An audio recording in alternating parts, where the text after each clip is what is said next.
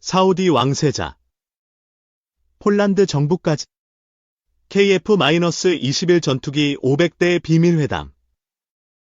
그런데 KF-21 상상 초월한 기습 발표. 미국인 전문가가 밝힌 뜻밖의 내용.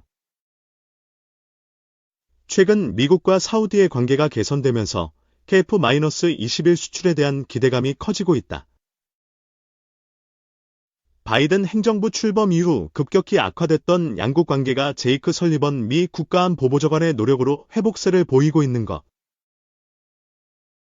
국산화 정책에 따라 새 전투기 도입이 필요한 사우디로서는 기술 이전과 현지 생산이 가능한 KF-21이 유력한 선택지다. 미국의 F-35 수출은 기술 이전이 어렵고 유럽의 신전투기 사업에는 참여조차 거부됐기 때문이다. 중국의 FC-31 수입 시도도 네토 표준 무기와 호환 문제로 어려움이 있다. KF-21은 4.5세대에서 점차 5.5세대 플러스로 진화가 가능하다는 장점이 있다. 사우디가 KF-21 수출에 성공하면 우리 방산산업 발전은 물론 한미동맹 강화에도 기여할 것으로 보인다. 이번 기회를 잘 활용해 KF-21 수출과 사우디까지 한미동맹의 파트너로 끌어들이는 것이 중요하다고 봅니다. 방산력 신장과 동맹 강화는 우리의 국가 이익에 부합하기 때문입니다. 또한 중국의 영향력 확대를 견제하는 효과도 있을 것입니다. 미래 사업 본격화하는 KI, 스타트업 지분 투자 늘릴까? 28일 업계에 따르면 KI가 인공지능과 인공위성 관련 기술 확보를 위해 추가 지분 투자 혹은 인수합병, M&A에 나설 가능성이 있다는 전망이 나온다. 미래 항공 누주 시장 진입을 위해 기술력 확보가 필요하기 때문이다. 투자 여력은 충분하다는 평가다. 지난해 창사 이래 최대 매출 3조 8,190억 원을 올린 KI는 미래 사업 투자를 예고한 바 있다. 올해 매출도 3조 6,680억 원으로 예측, 유한타증권, 되고 연간 영업이익도 2,830억 원으로 실탄이 확보됐다는 분석이다. 항공 분야는 인공지능을 결합해 미래 사업으로 추진하고 위성 등 우주 산업을 확대해 미래 먹거리를 잡겠다는 포석이다. KI의 매출 비중 3분기 기준은 고정익 부문이 48.4%, 회전익 부문이 16%, 기체 부문이 25.7%, 기타, 위성 등은 9.7%다. 고정익 사업 무인화와 위성 등 우주 분야 사업 확대를 위해서는 적극적인 기술 확보가 필요하다는 말이 들린다. 최근에는 국방 분야 인공지능, AI, 전문 기업인 펀진의 지분 20.27%, 이대 주주를 133억 원에 확보했다. AI 참모 기술, 키렛 매칭, 을 직접 개발한 곳으로 KI가 구성하는 무인 전투기를 위한 에이전트 AI 파일럿 개발과 무관하지 않다. 위성 분야는 지난 7일 제노코의 경영권을 545억 원에 인수하며 성장에 매진하고 있다. 위성 탑재용 핵심 모듈 공정, X밴드 송신기, 위성 데이터 송신에 필요한 장비, 위성 단말기 기술 등을 확보했다. 여기에 더불어 어퍼-50과 KF-21에 들어가는 항공전자 부품을 생산하던 기업으로 수직 계열화를 이뤘다는 의미가 있다. 지난 2022년부터 위성 영상 분석 기업 메이사 지분 투자를 통해 소프트웨어 사업도 추진 중이다. 500kg급 표준 플랫폼 차세대 중형위성 사업을 진행 중인데 데이터를 분석할 수 있는 솔루션 개발에 매진하고 있다. 업계 관계자는 KI가 기존 사업에서 수익을 내면서 본격적인 미래 사업 준비에 나서는 모습이다고 말했다. 삼엄이 전문가 한 핵무장하면 원전 산업 희생되고 안보 더 위험해져. 핵무기 전문가인 시그프리드 해커, 제임스 마틴 비확산 센터 교수는 30일 현지 시간 오후 미 싱크탱크 스팀슨 센터가 한국의 핵무장론을 주제로 개최한 세미나에서 핵무기를 보유하는 것은 그렇게 간단한 일이 아니다고 밝혔다. 그는 한국의 자체 핵 보유는 한국의 민간 핵 프로그램을 황폐하게 할 것이고 결국 모든 것이 완료되면 그것은 한국을 덜 안전하게 만들 것이라고 했다. 해커 교수는 윤 대통령이 지난 11일 외교부 국방부 업무보고에서 자체 핵보유 발언 당시 우리 과학기술로 더 빠른 시일 내에 우리도 핵을 가질 수 있다고 발언한 것을 거론. 그것은 확실히 사실이라면서도 그러나 한국이 핵 능력을 얻기 위해선 단순히 핵폭탄 한두 개를 만드는 것으로 끝나지 않는다고 지적했다. 한국이 독자적으로 핵무기를 보유하려면 전면적인 핵 프로그램을 개발해야 하고 북한의 변화하는 핵 능력을 억제하기 위해 꾸준히 개량을 해야 할 뿐만 아니라 무기급 핵연료와 핵실험을 통한 검증, 투발 수단 등도 보유해야 하는 만큼 엄청난 부담이 될 것이라는 게 해커 교수의 지적이다. 그는 특히 한국이 엄청난 기술적 능력을 가지고 있다고 하더라도 핵실험을 하지 않을 수 없다며 한국의 어느 도에서 자신들의 땅에서 지하핵 실험을 하라고 자원할 것인지 궁금하다고 말했다.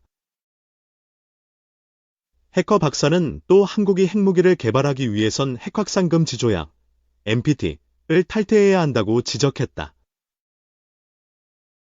한국 등 191개국 가입한 NPT는 조약 발효 전인 1967년 이전에 핵무기를 보유한 미국,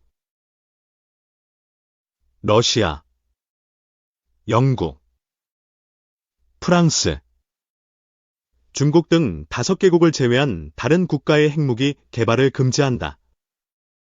그는 지금 한국은 최고의 민간 핵에너지 프로그램을 갖고 있다면서 한국이 NPT에서 탈퇴하면 누가 그들이 원전을 사겠느냐, 고 핵개발 시 한국의 원전 산업이 희생될 수 있다고 강조했다. 해커 박사는 아울러 남북이 끊임없이 대립하는 상황에서 한국이 핵보유를 할 경우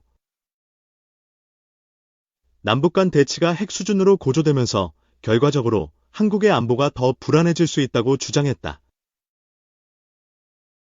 해커 교수는 북한 플루토늄 프로그램 평가를 위해 영변 원자력 연구소를 방문한 경험이 있는 인물로 과거 미국 최고 핵무기 연구소인 로스앨러모스 국립연 구소장을 지냈다. 로버트 갈로치 전 미 국무부 북핵특사가 30일 현지 시간 미 싱크탱크 스팀슨 센터가 한국의 핵무장론을 주제로 개최한 세미나에서 발언을 하고 있다. 사진은 홈페이지 화면 캡처. 지난 1994년 1차 북핵 위기, 당시 북미 제네바 합의를 성사시킨 주역인 로버트 갈루치 전 국무부 북핵특사도 한국이 자체 핵무기를 획득하거나 미국이 핵무기를 한반도에 재배치하는 게 왜 좋은 생각이 아닌지는 분명하다며 해커 박사의 주장에 공감을 표했다. 그는 특히 한국의 핵무장이 한미동맹의 균열이 가게 할 가능성이 있다고 강조했다. 갈루치 전 특사는 지금 북한으로부터 제기되는 한국에 대한 주요 위협은 핵 위협이 아니라 재래식 위협기라면서 한국이 시급한 안보 위협에 대처하기 위해선 안보에 자신감을 갖는 게 가장 중요하다라고 설명했다. 그는 그러한 북한의 위협은 미국과의 동맹으로 가장 잘 대처할 수 있다. 미국 없이 북한의 재래식 위협에 대처한다는 아이디어는 그다지 매력이 없다면서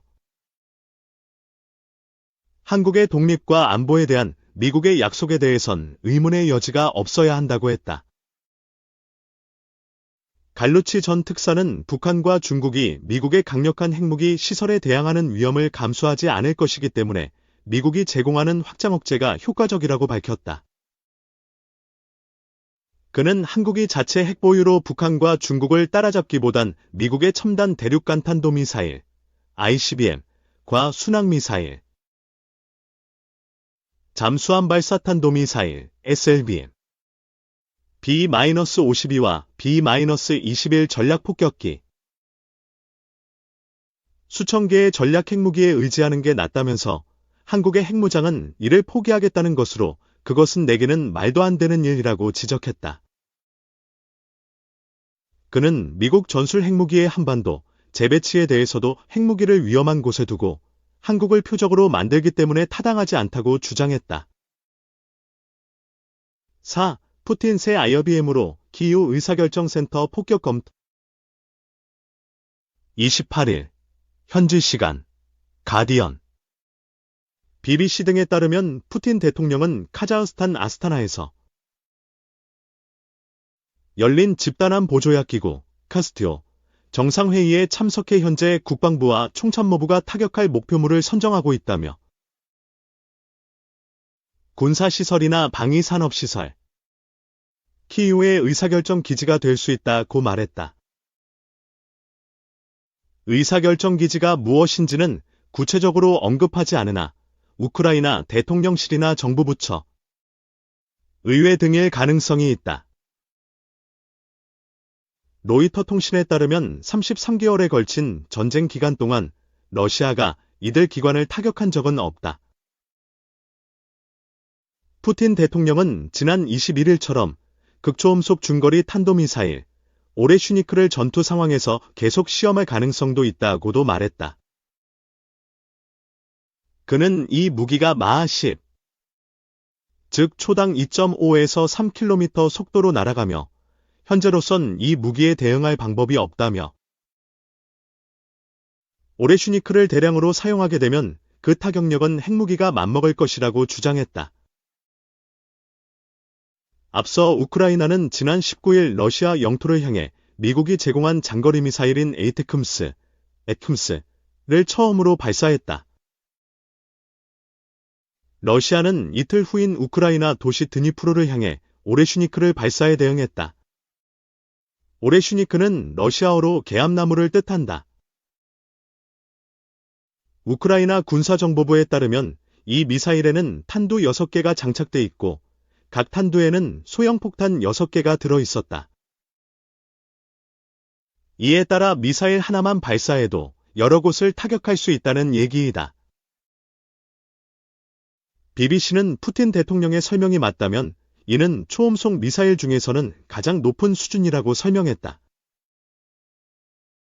영국 가디언은 미국과 영국의 소식통 발언을 인용해 이번에 발사된 극초음속 IRBM은 이론적으로 사거리가 5,500km 미만까지 가능해 미국까지는 도달하지 못할지라도 러시아 남서부에서 발사한다면 유럽 전역에 도달하기에 충분하다고 보도했다. 푸틴 대통령은 아울러 지난 26일 있었던 대규모 무인기, 드론, 공격 역시 서방산 장거리 미사일 공격에 대한 대응이라고 주장했다. 이에 대해 BBC는 우크라이나가 미국과 영국의 미사일을 사용하기 전에도 러시아는 유사한 공격을 수행했다고 지적했다.